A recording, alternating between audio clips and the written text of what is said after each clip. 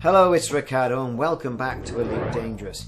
Yeah, I've only gone and done something a bit rash. I've gone and bought a massive flying dish in space, the Type 9 Heavy, and I'm going to kit it out for mining because everybody else seems to be kitting these things out for mining, and I've been zipping around in a cutter, which is cool, but it's still a cutter. 74,641,946 credits is what this thing is going to set me back. I've been doing some mining, so I've topped up the amount of credits that I've got because things were getting a bit low.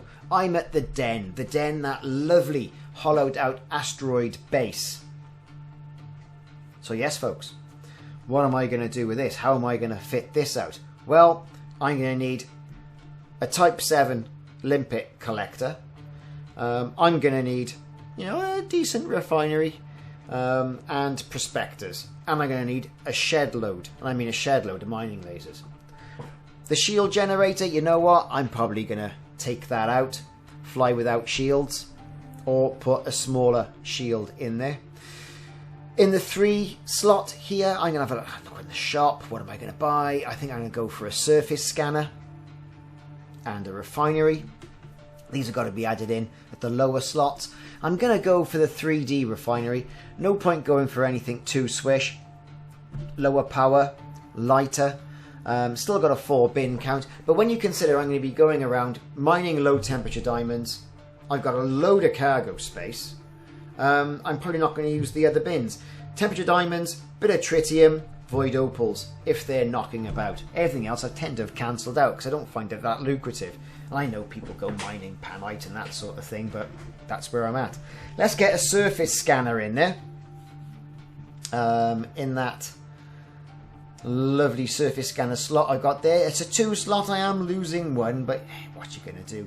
Those 2 slots are virtually no good. In the empty compartment, I'm going to put in a 7A collector limpet controller. That's going to allow me to run 4 limpets with a range of 2,040 meters, 2,040 meters, not kilometers. I do beg your pardon. I'm going to fill up the rest with some cargo racks as well. Make sure I've got loads of cargo capacity. And that's the good thing about the Type 9. You're more than likely going to get close to 700 tons of cargo capacity. If you use a shield, it's going to be knocking around, let me see, 550, 600. So, it's worthwhile taking that risk. I'm usually of 2 minds whether to have offensive weapons in here as well. Typically, this is a mining ship. My whole plan for this is to drop in just carrying limpets. Hopefully, the pirates and the fighters will say, oh, he's just carrying limpets, don't worry about that, and not shoot me. Because if they do start shooting me, I haven't got that combat mining laser. That's going to be me running away really quickly. It might not be feasible. I might have to put some sort of offensive weaponry on there. But that's really going to sort of defeat the object of using a Type 9 for mining. I've gone for the 3D refinery. As I mentioned, I've got a cargo rack in there. Let's browse the shop, see what we can find. Don't need a fuel scoop because I'll be doing small jumps. The 3A Prospect Limpet controller, I'll pop that one in there. There's no point using vast amount of storage space for prospector limpets. 2 active limpets, it's not so bad. It's a 3A controller, so 7,700 meters range. More cargo racks to put in.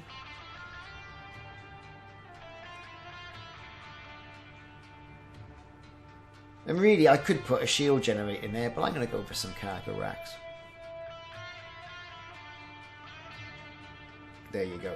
So, for the optional internals, I'm pretty much done there, really. Filling up the empty spaces with storage. What else could you possibly put in there? What I am going to put in there, in the Super Cruise Assist compartment, going to get rid of that. Don't like that. Docking computer. This thing is bigger than your average bear, and as a result of that, I'm going to benefit, I think, from a docking computer, an advanced docking computer, no less. Now there are people who come down, oh, you shouldn't be flying it if you can't fly it. You know, if you can't land it and take off. Yeah, okay. I can land, I can fly, I can take off. No dramas. This is laziness and convenience.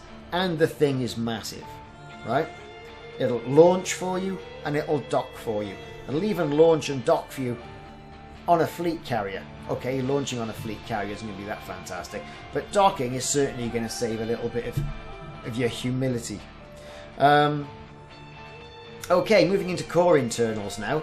So I want to upgrade the thrusters on this. The life support, well, what's the point really? Leave that as it is. Sensors, browser shop, 4D sensors, save a little bit of weight there.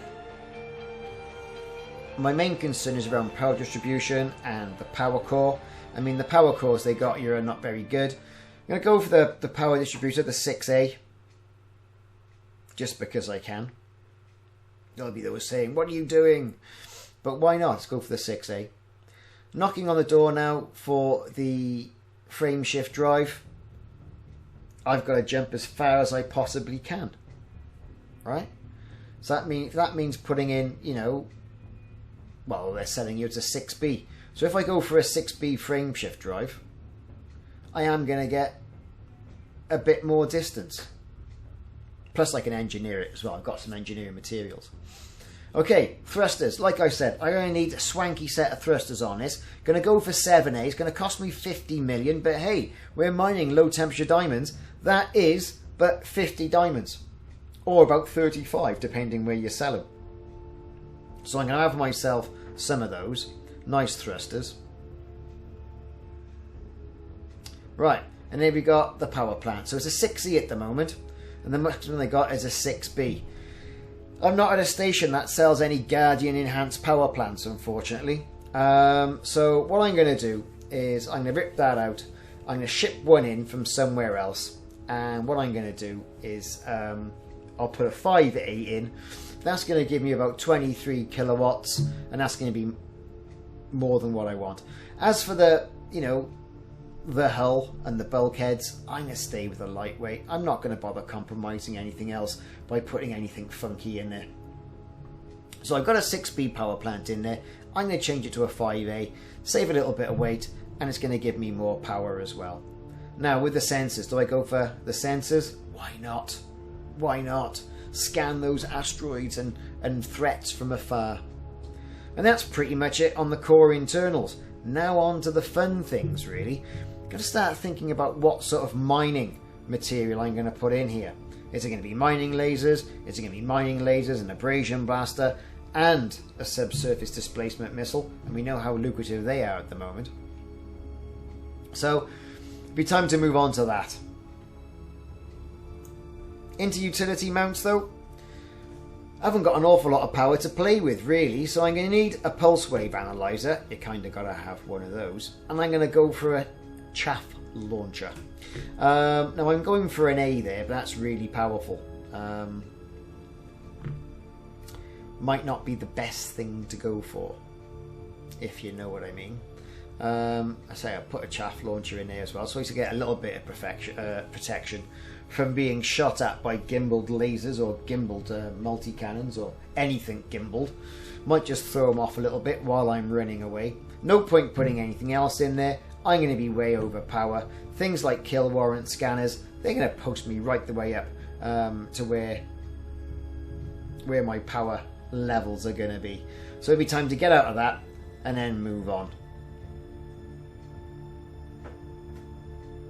Right, into the fun stuff now, hard points. What am I going to do? As standard it comes with two 1F pulse lasers, this Type 9 heavy, but they're no good for me because they don't allow me to go mining anything. I'm going to fill it all the way up with some mining tools. No point putting anything else in there. I mean, really, you could put two machine gun turrets in there as well if you're feeling fruity, but you're not going to kill anything with that, to be perfectly honest. The thing is so big, you cannot fly it around if you're being attacked. You really do need like a sort of a support ship in there to cover you while you're mining all this. Typically, the Type 9, I would say, even though a lot of people do use it, is the sort of ship that you're going to be using when you're mining in a squad. because you've got someone covering your back. No, so mining lasers, it's where it's at. So with that being said, it's all pretty much done. That's my mining layout for my Type 9. Mining lasers, 4 of. Class 7 limpet controller. Lots of storage space and a docking computer. And that's how I'm going to do it. Might go and do some of the missions to get myself some mining combat lasers. But anyway, I've been Ricardo. Thanks for watching. Take care and mine safely.